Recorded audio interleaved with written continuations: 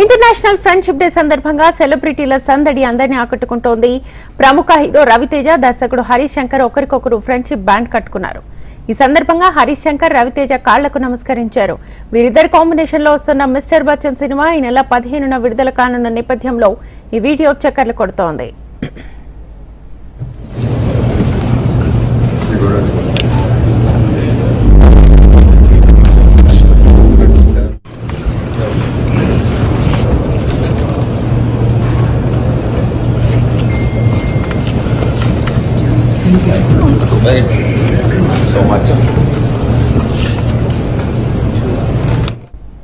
International friendship day సందర్భంగా సెలబ్రిటీల సందడి అందరినీ ఆకట్టుకుంటోంది.